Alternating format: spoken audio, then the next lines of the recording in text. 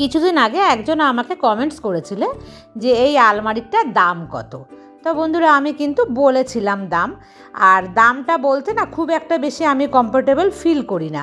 কারণ কি জানো তো বন্ধুরা, এক একজনা কিন্তু এক এক রকমভাবে জিনিসটাকে নেয়। আর দেখবে এই জিনিস এরকমই দেখতে, মানে অনেকটাই কিন্তু সস্তায় দামের পাওয়া যায় বাজারে কিনতে, রেডিমেড যেগুলো কিনতে পাওয়া যায়। আর আমার এটা কিন্তু রেডিমেড নয়, আমার বানানো একদম অর্ডার দিয়ে সেঞ্চুরির যে একদম অরিজিনাল যা সেই কাঠেরই তৈরি এটা। তো সে কারণে এটার দামটা কিন্তু একটু বেশি পড়েছে। তো দেখতে একই রকম জিনিস হবে বন্ধুরা, দামের কিন্তু ফারাকটা ওই জায়গাটাতেই হয়। আর সেই কারণে আমি দামটা বলতে চাই না, কারণ হচ্ছে অনেকের মনে হতে পারে যে আমি বাড়িয়ে বলছি, বা আবার এরকমও অনেকের মনে হতে পারে যে জিনিসটা হয়তো ভীষণই কমা। তো সেই কারণে আমি বলতে চাই না। একটা জিনিস নিয়েছি, যাক যার যেরকম সামর্থ্য আমাদের আমরা সেরকমই নিলাম না। এটাতে অনেক দামি কাঠেরও কিন্তু পাওয়া যায়, কিন্তু তা তো আমাদের সাধ্য নয়। যার যেমন সাধ্য আমরা সে তেমনভাবেই কিন্তু নেব, এটাই কিন্তু আমাদের উচিত প্রত্যেকেরই। যাই হোক বন্ধুরা, আমি তাও একবার তোমাদেরকে বললাম আর কি ওই কথাটা। আজকে আমার এই আলমারিটা পরিষ্কার করতে গিয়ে কিন্তু সেই কথাটাই মনে পড়লো। আর বন্ধুরা সকাল সকাল যদি ঘুম থেকে উঠি, মানে অনেকটা সকাল যদি আমরা শুরু করি তাড়াতাড়ি করে, তাহলে কিন্তু অনেকটা কাজ করা যায়, অনেকটা এনার্জি নিয়ে কিন্তু সকাল সকাল আমরা কাজটা শুরু করতে পারি। তবে বন্ধুরা ভেবো না একদমই আমি যে অনেক সকাল সকাল তোমাদের সামনে এসেছি, তবুও কিন্তু ফুল এনার্জি নিয়ে আমি কাজে লেগে পড়েছি।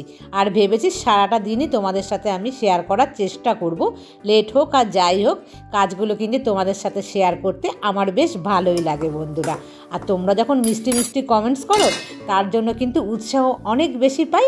আর সেই এনার্জি নিয়েই কিন্তু আমি চটপট অনেক অনেক কাজগুলো করে ফেলতে পারি। শুভ সকাল বন্ধুরা, আশা করছি তোমরা সবাই খুব খুব ভালো আছো, আর আমিও বেশ ভালোই আছি। আরও আর একটা নতুন ভিডিও তোমাদেরকে সাথে নিয়ে শুরু করছি। সকালবেলা উঠে না কিছু কিন্তু কাজ আমি করে নিয়েছিলাম, ক্যামেরা বন্ধ করে সেগুলো ওয়াশিং মেশিনে দিয়েও দিয়েছিলাম জামা কাপড়, সেই সমস্ত কিন্তু হয়ে গেছে। আর আমি তারপরে চলে আসলাম এগুলোকে নিয়ে ছাদে। আর তোমরা দেখেই নিয়েছো দুপুরে কি রান্না করবো, মোটামুটি কিন্তু আমি গুছিয়ে রেখে এসেছি। আর এইভাবে কাজ করে না কাজগুলো খুব সহজ হয়ে যায়। যে ওয়াশিং মেশিনে জামা কাপড় ধুচ্ছি, সেই ফাঁকে আমি এই কাজগুলোকে গুছিয়ে নিই।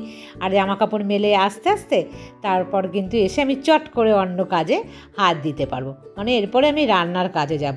তবে বন্ধুরা এখন যে মানে আমি রান্না বান্না করছি, অনেকটাই কম পরিমাণে রান্না করার আমি চেষ্টা করছি। আর আজকে হচ্ছে বৃহস্পতিবার, বৃহস্পতিবারে তো আমি নিরামিষ খাই, তোমরা মোটামুটি অনেকেই জেনে গেছো। এই আলুর দম হবে, আর দেখো মটরশুঁটি দেবো আজকে। আগের দিন না মা ছিল যে আমি বানিয়েছিলাম, মা না আবার মটরশুঁটি খেতে একদমই পছন্দ করে না, তো সেই কারণে সেদিনকে আর দেইনি।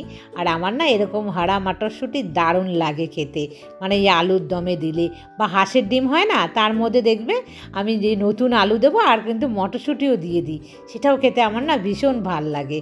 আর দেখো আলু খাওয়া কিন্তু বারণ, আর আমি দেখো কীভাবে আলু নিয়েছি দেখেছো, ভীষণ পছন্দ করি গো বন্ধুরা, কি বলবো তোমাদেরকে। আলু মানে আলুর ওপরে মনে থেকে যেতে পারি যখন নতুন আলু বেরোয়। মানুষ বলে যে নতুন আলু ভাল লাগে না, আর আমার এত ভাল লাগে নতুন আলু যে আমি নতুন আলু কিন্তু প্রচুর পরিমাণে খেয়ে নিই। আর ভাতের মধ্যে যেন অল্প একটু বেঁচেছিল মানকচু, সেই মানকচুটাও দিয়ে দিলাম।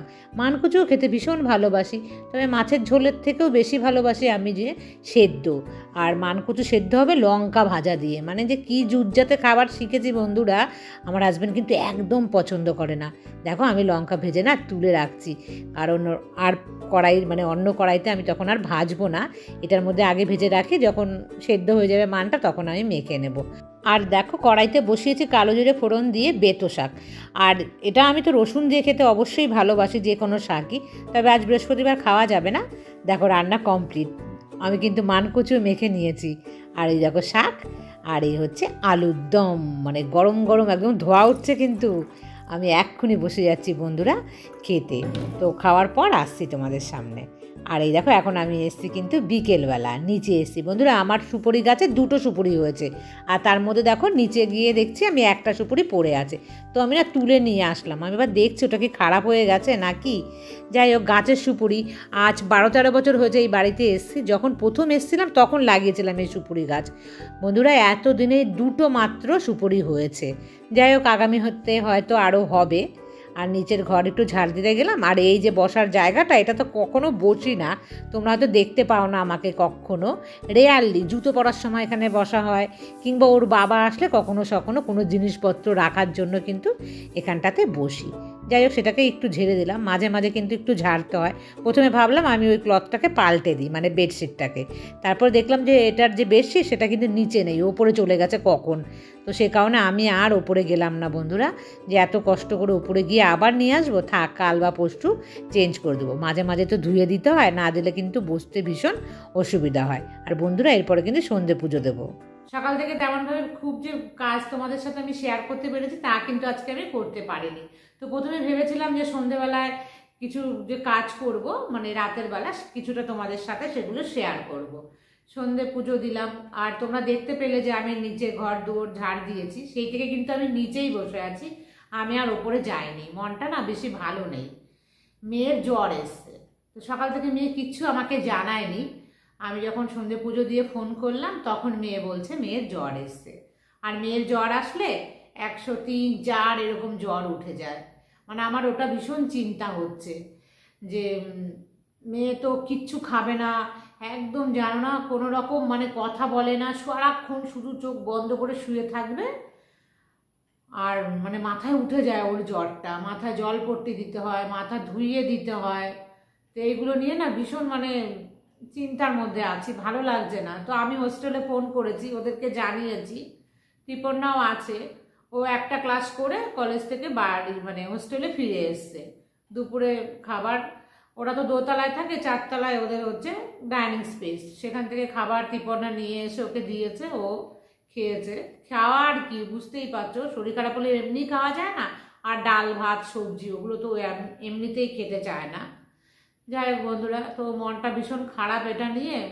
তো আমি আর না তোমাদের সাথে কিছু শেয়ার করছি না। তো আজকের ভিডিওটা আমি এই পর্যন্তই রাখছি।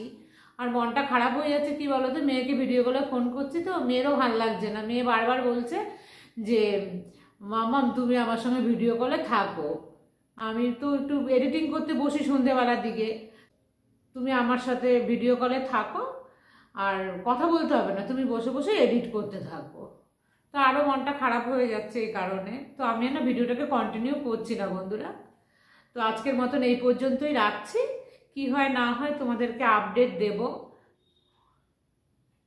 তো আজকের মতন এই পর্যন্তই রাখছি, আবার দেখা হবে তোমাদের সাথে নেক্সট ব্লগে। Good night.